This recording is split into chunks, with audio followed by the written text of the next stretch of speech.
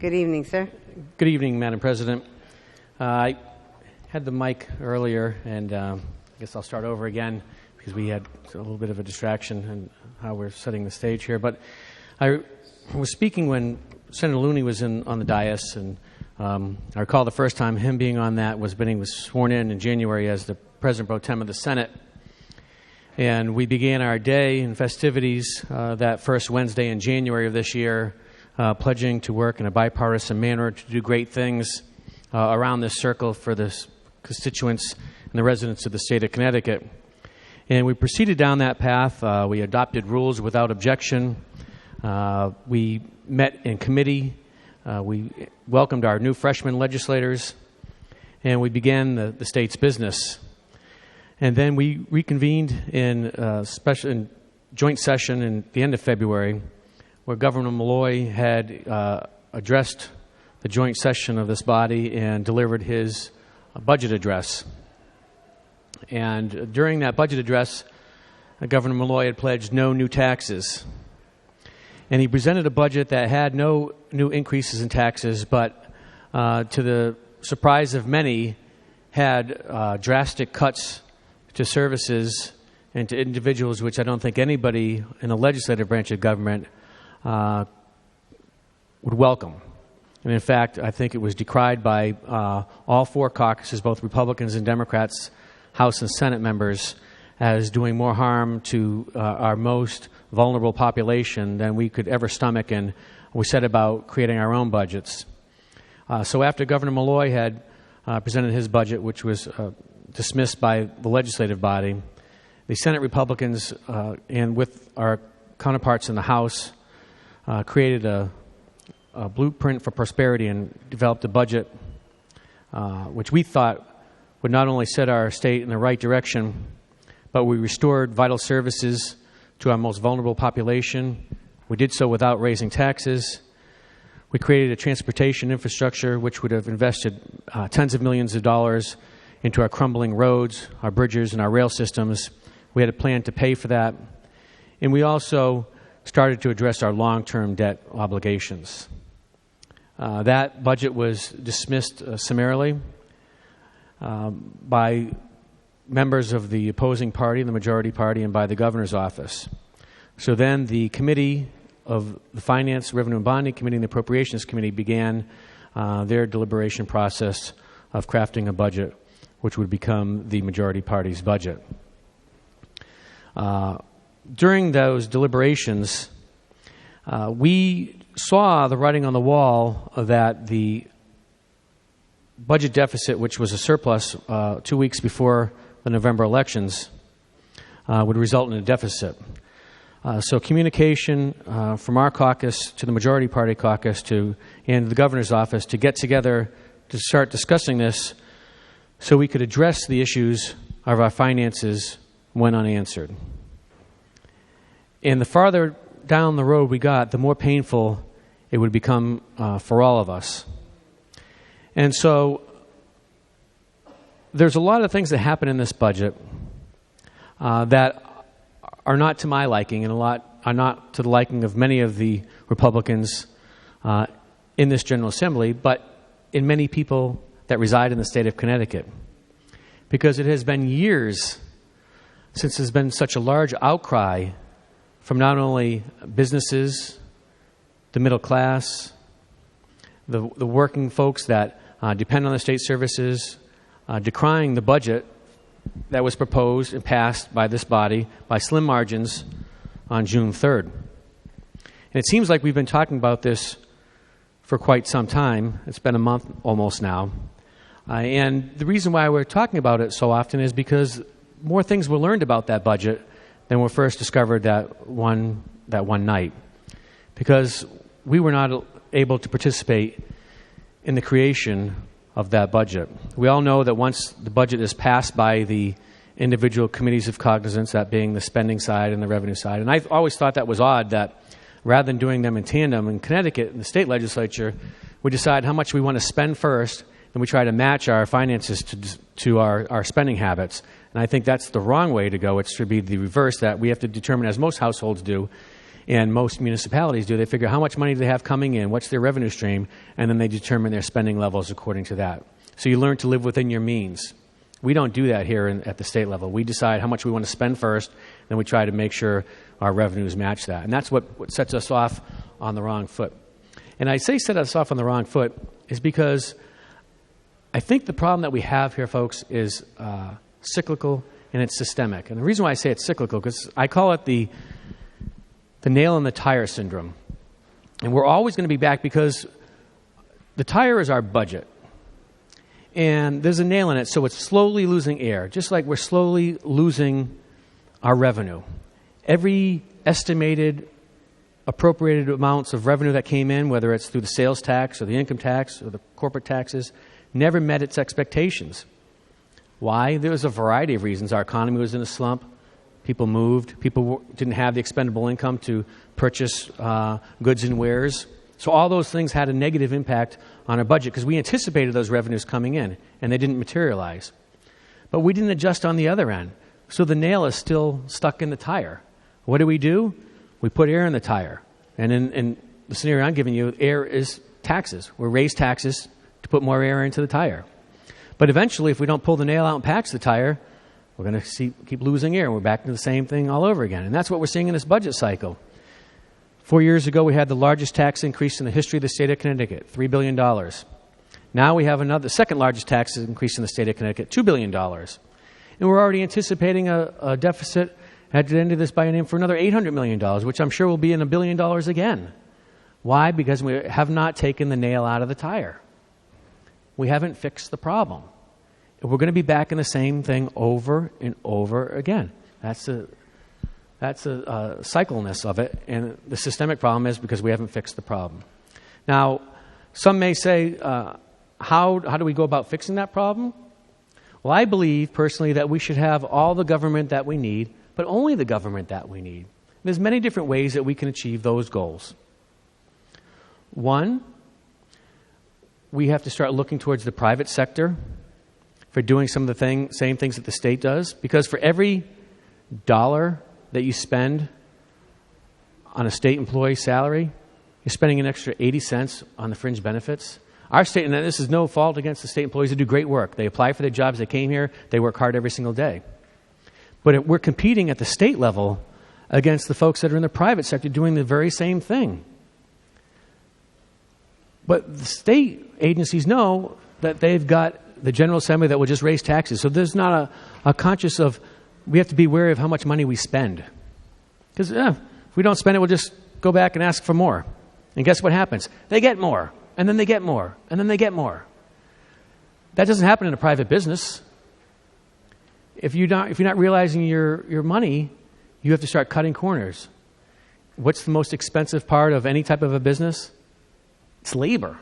And nobody wants to see their employees lose their jobs. So generally, the owner of the business will not take a paycheck, or they'll reduce their pay, or they'll reduce their expenses, or they'll reduce the hours that the people work.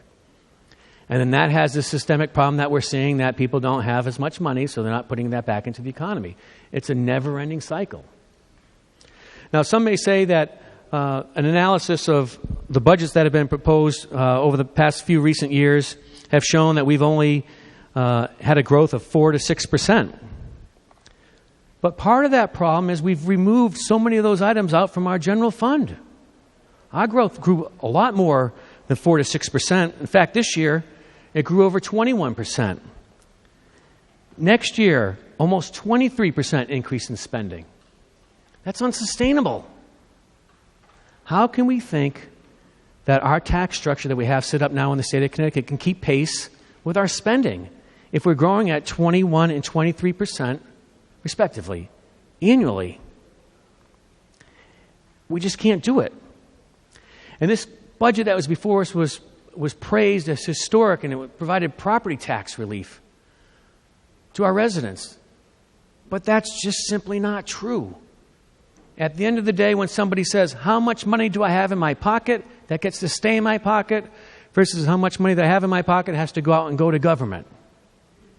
And the taxpayers lose under this budget scenario. I'm going to give you an example of one of my communities.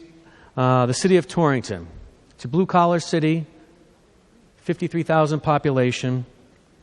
Their mill rate currently stands at 36.32. Their average assessed car value is $7,100.81. Under the bill before us, they would save $30.68 in the first year off of their property tax. And that's what we're claiming is a boon for the middle class, $30.68. But we lost the privilege, which was going back into law on July 1, 2 days from now, any article of clothing under $50 to be tax-free.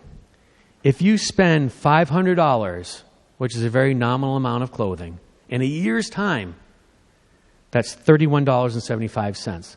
So you lost right there. And that doesn't even include the $100 reduction in the personal property tax exemption if you're a middle-class family. You are in the hole. And there are so many other communities.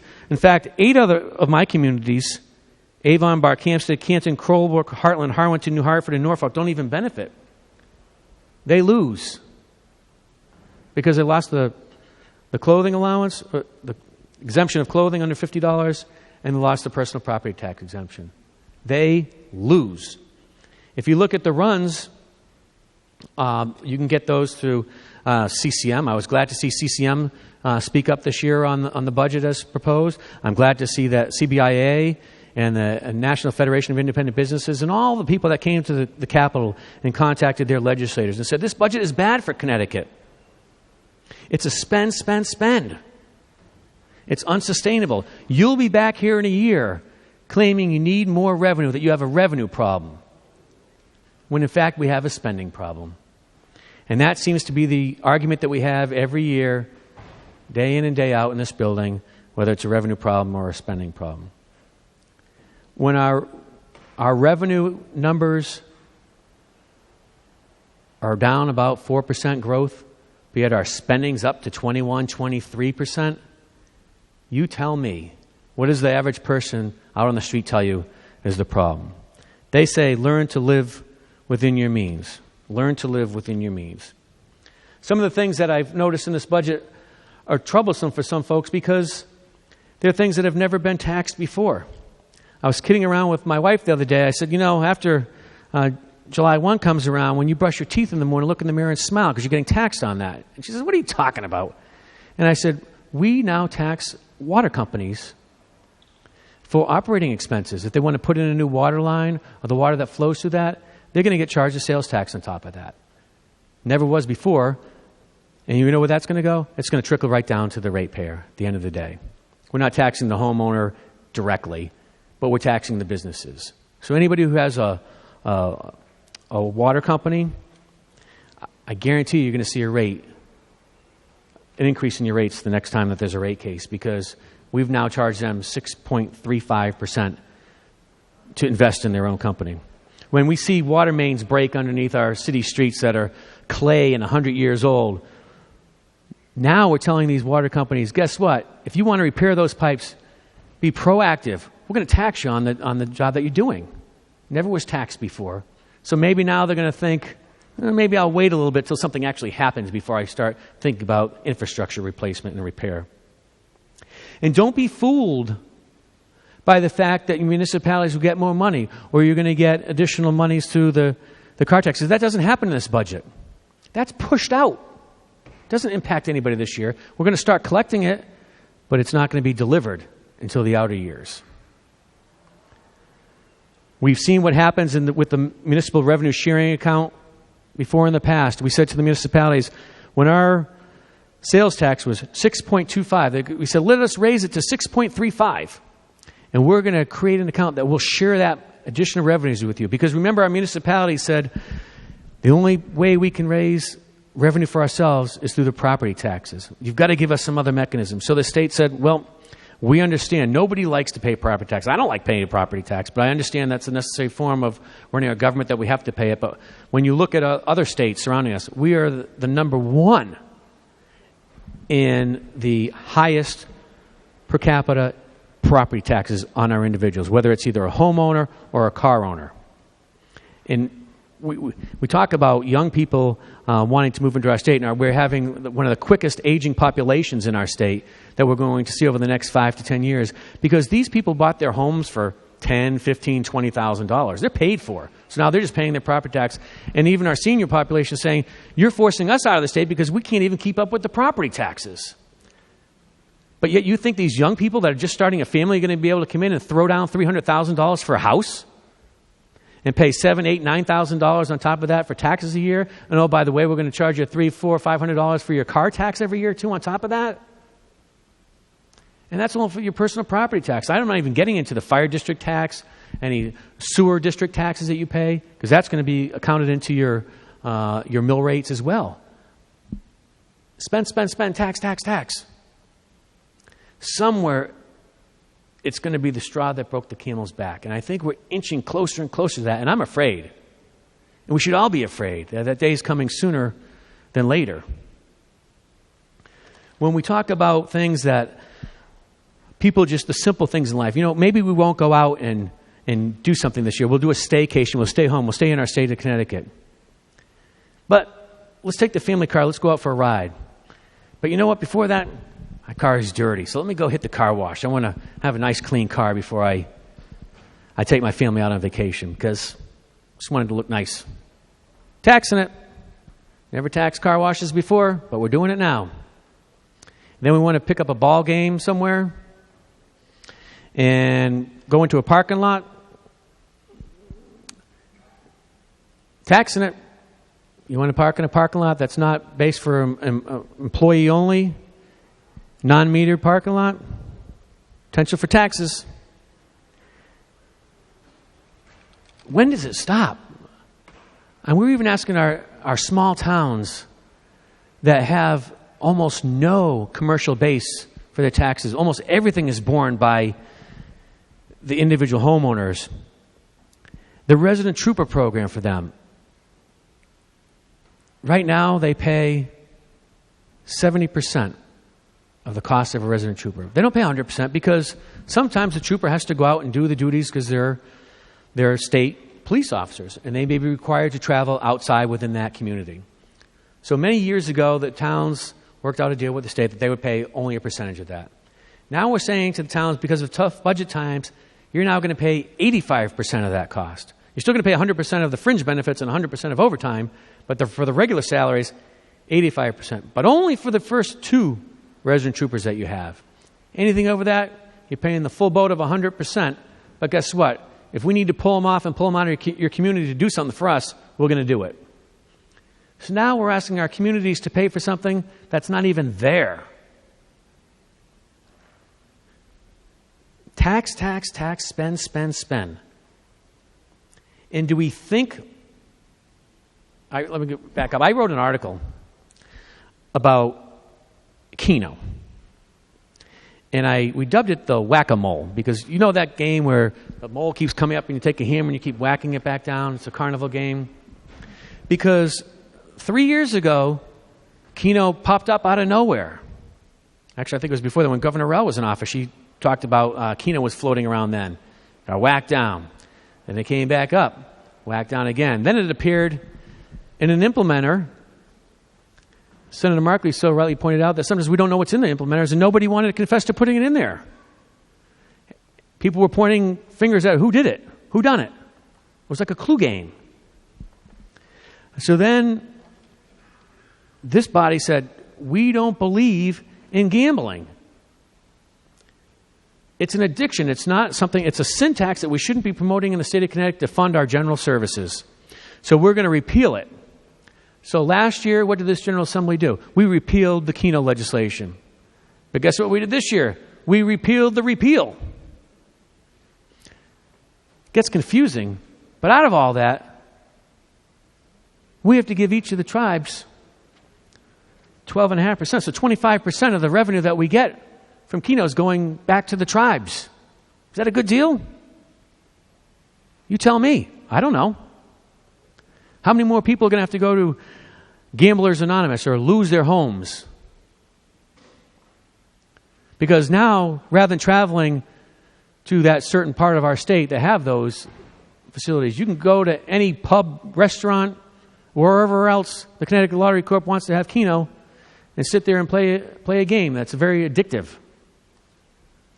And we're using that as a savings to our budget woes? I don't think so. We've got to be creative, but that's not the means of being creative that I want to see. I want my children, as they enter into early adulthood, to be able to live in the state of Connecticut, to be able to afford to live in the state of Connecticut, to have a great life in the state of Connecticut. Because I think we all love the state. We want to serve this body. We ran for office to do what we think was right. But we've also got to do what's right for future generations. And sometimes we just have to say no. Enough is enough. And as I said, that time is getting closer and closer and closer. Thank you, Madam President. Thank you. Will you remark, Senator Duff?